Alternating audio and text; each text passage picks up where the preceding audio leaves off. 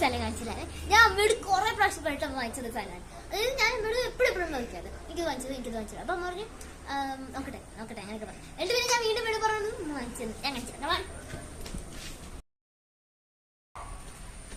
ഇതാണ് ഞാൻ പറഞ്ഞ സാധനം.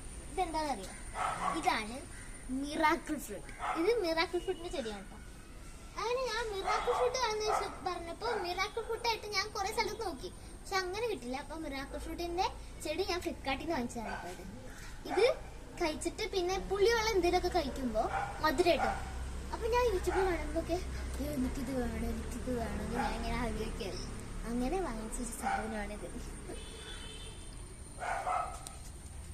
ഇതിനകത്ത് മുള്ളുണ്ട് കേട്ടോ, ഞാൻ ഇപ്പോഴും അറിയണം. കൊണ്ടുവരുമ്പോ അത് കുറച്ച് ഇല ഉണ്ടായിരുന്നു കേട്ടോ. പിന്നെ 2-3 മാസത്തിന് ശേഷമാണ് പിന്നെ അതിലേക്ക് വന്നത്. അത് എല്ലായിരുന്നു എങ്ങനെ ഇരിക്കാണ്, ഇലകളൊന്നും ഉണ്ടായിരുന്നില്ല. അതും ഇലകളുണ്ടായിരുന്നു, പിന്നെ കൂടുതലും കരിഞ്ഞ ഇലകള്, 1-2 ഇല മാത്രം പച്ച ഇലകൾ ഉണ്ടായിരുന്നുള്ളൂ. പിന്നെ ഞാൻ വിചാരിച്ചു ഈശ്വര പൈസ പോയോ വിചാരിച്ചു. പക്ഷെ ഇത് അടിപൊളിയായി വന്നിട്ട് ഞാൻ യൂട്യൂബിൽ കണ്ടപ്പോഴേ ഒരു ചേട്ടൻ പറയാ 2 വർഷത്തിന് ശേഷം മിറാക്കിൾ ഫ്രൂട്ട് ഉണ്ടായിരുന്നു.